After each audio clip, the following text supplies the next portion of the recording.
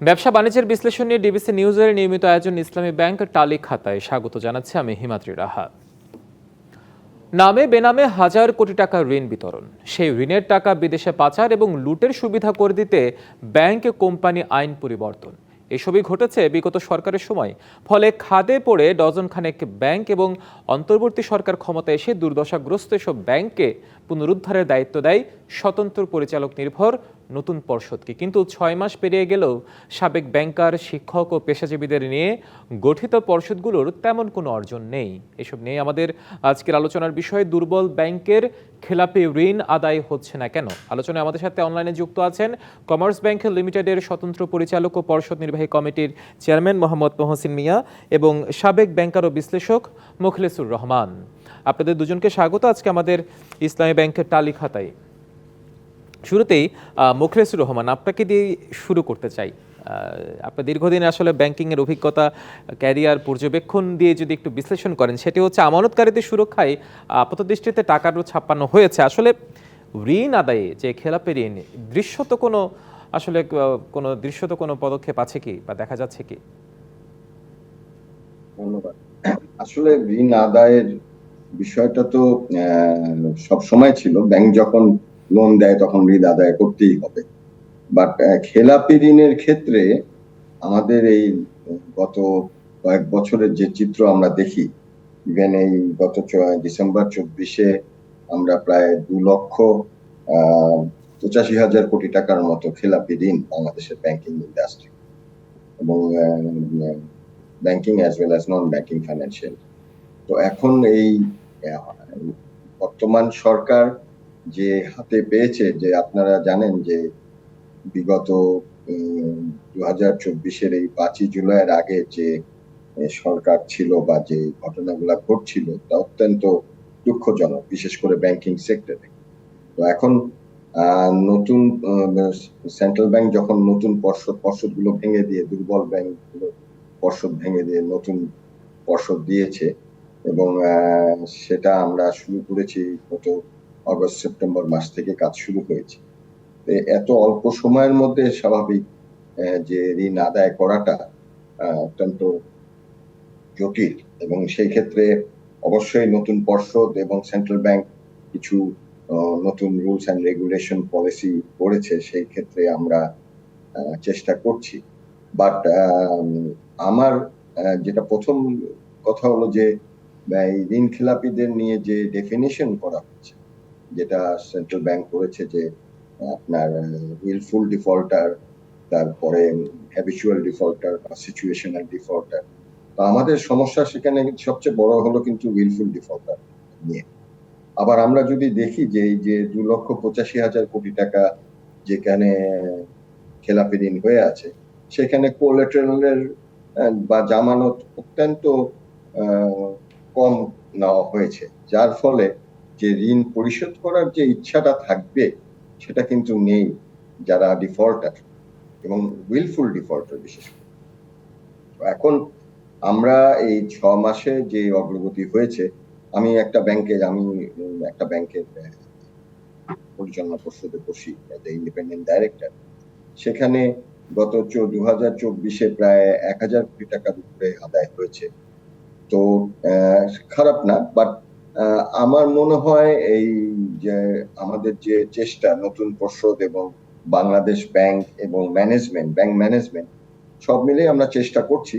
তো সমস্যা যেখানে হচ্ছে যে ঋণগুলা বড় আকারের ঋণ, আপনি যদি ঋণের সেক্টর ওয়াইজ বা ব্যাংকিং সেক্টর ওয়াইজ দেখেন, সেখানে সবচেয়ে বড় কিন্তু সরকারি ব্যাংকগুলোর অবস্থা। সেখানে এই 2,85,000 কোটি টাকার মধ্যে ধরেন 40-45% কিন্তু সরকারি ব্যাংকের, আর সমগ্র প্রাইভেট ব্যাংকের হয়তো 12-13%। তো এখন সরকারি ব্যাংকগুলা কি হচ্ছে, সরকারি ব্যাংকের আদায় কিভাবে হচ্ছে, সেটাও কিন্তু দেখার বিষয়।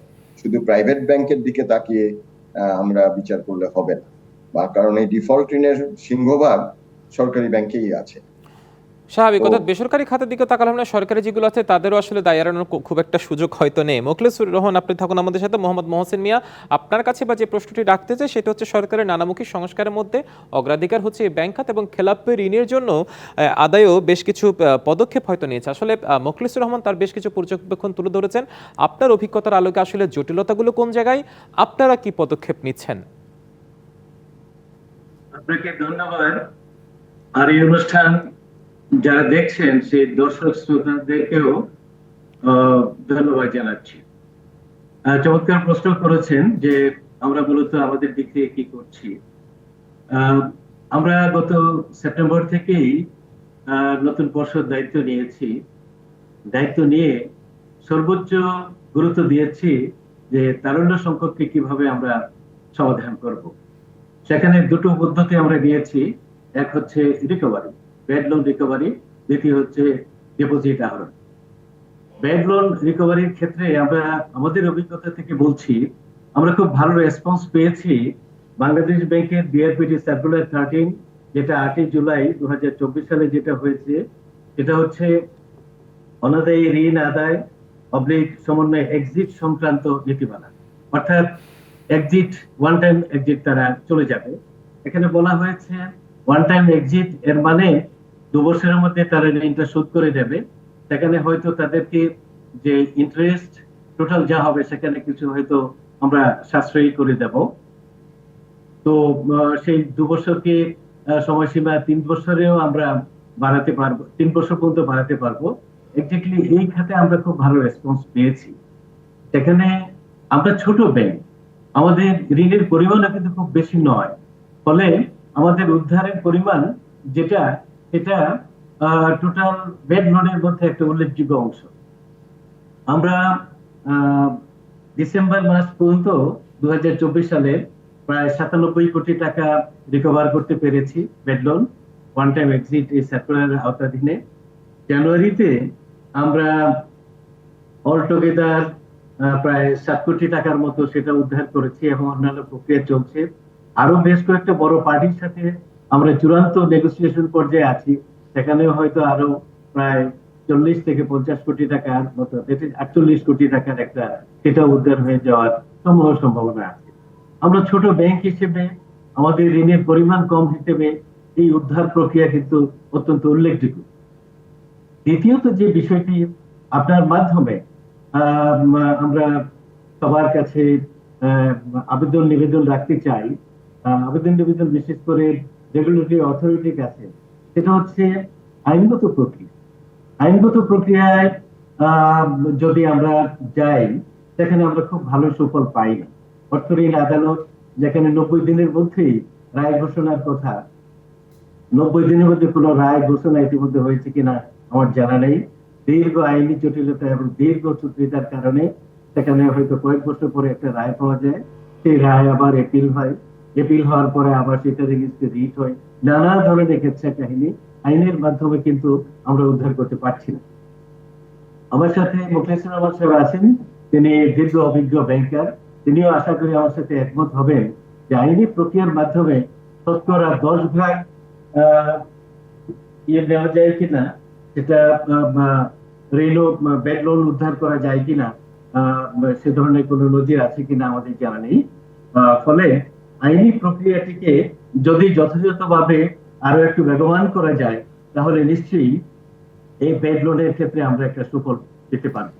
নিশ্চয়, অত্যন্ত ভালো একটি টপিক আপনি এনেছেন যে আসলে আপনারা যেখানে আশ্রয় নেবেন, আইনের আশ্রয় নেবেন, সেই জায়গাটায় যদি আসলে দীর্ঘসূত্রতায় পড়ে, আসলে সেক্ষেত্রে কাহাতো খেলাপি ঋণটা আদায় হবে, সেটিও নিশ্চয়ই প্রশ্ন থেকে যায়। আমরা বিরতির পর এটা নিয়ে আবারও আলোচনায় যাব। মোখলেসুর রহমানের একটা পর্যবেক্ষণ নেব, তার আগে আমরা একটা ছোট্ট বিরতিতে যাই। আপনারা থাকুন আমাদের সাথে।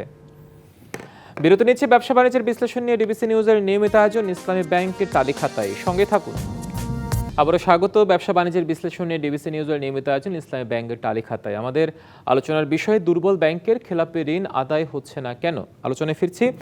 মোখলেসুর রহমান, বিরতির পর আপনাকে দিয়ে শুরু করতে চাই। বিরতির আগে মোহাম্মদ মহসিন মিয়া যেমনটি জানলেন, খেলাপি ঋণ আদায়ে আসলে আইনগত প্রক্রিয়ায় খুব একটা আসলে সুবিধা মেলে না, এটি একটি বিষয়। তার দীর্ঘসূত্রতার কারণটা আপনার কাছ থেকে জানবো। আরেকটি বিষয়, প্রতিটি খেলাপি ঋণের নেপথ্যে হয় রাজনৈতিক প্রভাব ছিল, নাহলে পরিবারতান্ত্রিক পরিচালনা পর্ষদের যে ঘনিষ্ঠতা, সেটি সেটি ছিল। এখন পরিবর্তিত প্রেক্ষাপটের পর সেটি কোনো না কোনোভাবে অদৃশ্যভাবে আছে কিনা? ধন্যবাদ। প্রথম আমি একটু লিগ্যাল ফ্রেমওয়ার্ক নিয়ে বলি। ভাই যেটা বলেছে যে বাংলাদেশের legal framework very weak, specially in the financial সেক্টরে। যে আপনার খেলাপি ঋণের আদায় উপলক্ষে যে প্রথমত চারটা কোর্ট আছে। একটা হলো অর্থ ঋণ আদালত, যেটাকে মানি লোন কোর্ট বলি, তারপরে সিভিল কোর্ট আছে, তারপরে ব্যাংক্রাপসি কোর্ট আছে, সার্টিফিকেট কোর্ট আছে। এই চারটা কোর্টে প্রায় 2 লক্ষর উপরে এই অর্থ খেলাপি ঋণের কেস ফাইল করা আছে। তো এখন আমাদের দেশে যে একটা অর্থ ঋণী আদালতে গেলাম, তারপরে সেখান থেকে আবার রিট হচ্ছে, সেখান থেকে বিভিন্ন রকম হয়ে আবার বেরিয়ে আসতেছে। যেমন ধরেন এখন সিআইবি তে আপনি ডিফল্টার, সেটার জন্য সেটা রিপোর্ট করার জন্য রিট করে দেয়। তা আপনি কিভাবে এই দেশে আপনি খেলাপি ঋণকে শায়েস্তা করা যায়? বা আমরা যদি চায়নার দিকে দেখাই, চায়নায় যখন এই অবস্থা হয়েছিল সেখানে কিন্তু সোশ্যালি খেলাপি যারা ডিফল্টার তাদেরকে সোশ্যালি ডিগ্রেডেড করা হয়েছে, তাদের বিভিন্ন রাষ্ট্রীয় পর্যায়ের বিভিন্ন বেনিফিট থেকে ডিগ্রেডেড করা হয়েছে। তা আমাদের দেশে তো এই ধরনের কোনো কিছু এখন পর্যন্ত হয়নি।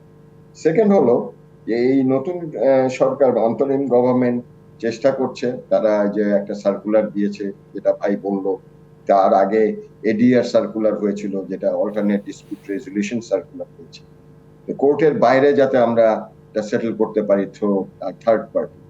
সেটা দিয়েও অবশ্যই সেটা অন্যান্য বিশ্বের সব জায়গায় আছে। তো এখন খেলাপি ঋণটাকে আমি ওভারনাইট কিছু করতে পারবো, ইট উইল টেক টাইম।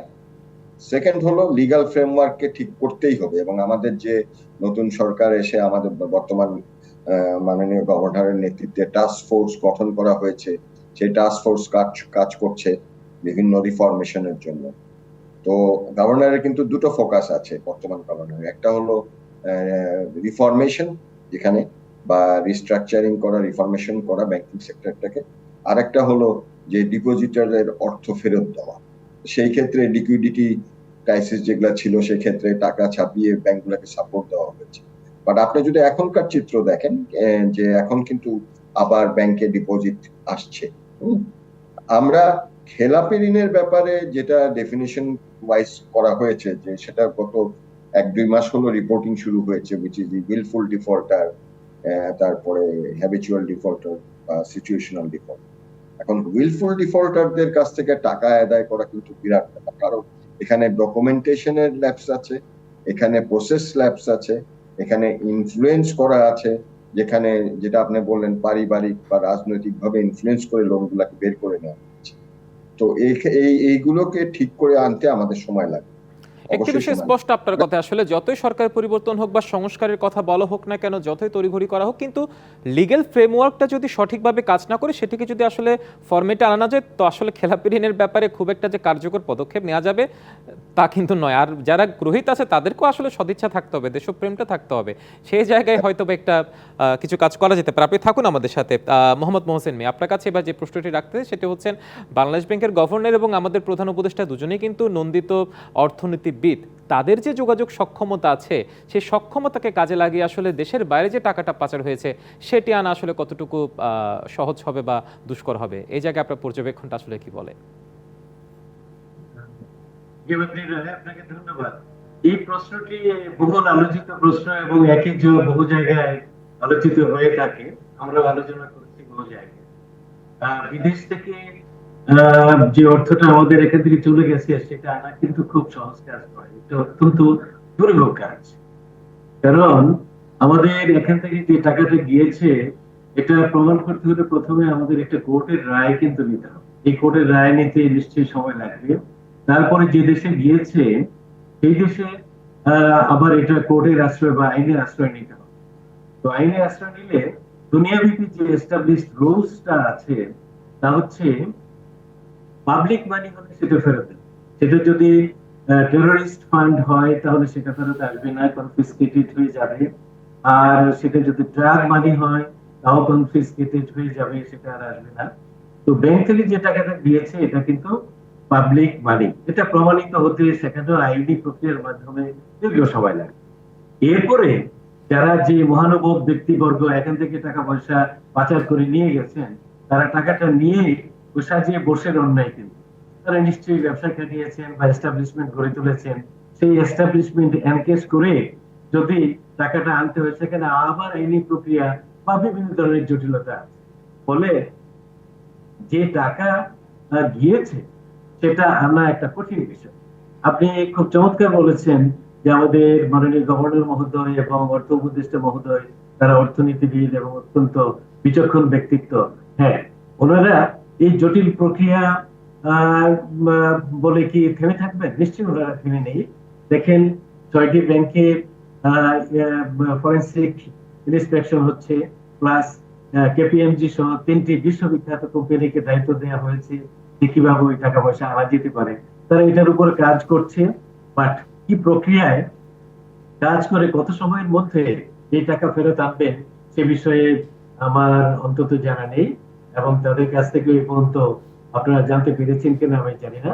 আমাদের অপেক্ষা করতে হবে কোন প্রক্রিয়ায় তারা আনার প্রচেষ্টা চালান। নিশ্চয় আপনি থাকুন আমাদের সাথে। মুখলেসুর রহমান আছেন আমাদের সাথে। আমরা সংক্ষেপে এই বিষয়ে আপনার একটু মতামত জানতে চাই। আমি ভাইয়ের সাথে একমত, কারণ এটা সময় সাপেক্ষ ব্যাপার এবং দুই দেশের যেই দেশে টাকাটা চলে গিয়েছে মানে লন্ডার হয়ে, সেই দেশের নিয়ম কানুন, সেই দেশের local laws as well as আমাদের লস প্লাস ইন্টারন্যাশনাল ল অনুযায়ী আগাতে হবে। এবং প্রথমত প্রমাণ করতে হবে যে এই টাকাটা আমাদের দেশ থেকে, সেটা ব্যাংকিং চ্যানেলেই হোক বা নন ব্যাংকিং চ্যানেলেই হোক, গিয়েছে। তারপরে সেই দেশের সাথে এই বাংলাদেশের যে চুক্তি আছে, কি ধরনের এগ্রিমেন্ট আছে, এই ধরনের পজিশনে সিচুয়েশনে আমরা কি করতে মানে অর্থ পারি ফেরত সেটা প্রাপ্তিতে যে চুক্তি বা কূটনৈতিক যে তৎপরতা, সেটিকেও হয়তো একটু শক্তিশালী জায়গায় নিয়ে যেতে হবে। মুখলেসুর রহমান এবং মহসিন মিয়া, আপনাদের দুজনকে অসংখ্য ধন্যবাদ আজকে আমাদের ইসলামী ব্যাংক তালিকাতে এসে আপনাদের মূল্যবান সময় আমাদেরকে দেওয়ার জন্য, সে সাথে আপনাদের পর্যবেক্ষণ তুলে ধরার জন্য। ধন্যবাদ। দর্শক, ব্যবসা বাণিজ্যের বিশ্লেষণে ডিবিসি নিউজের নিয়মিত আয়োজন ইসলামী ব্যাংক তালিকাতা আজ এ পর্যন্ত। সঙ্গে থাকুন।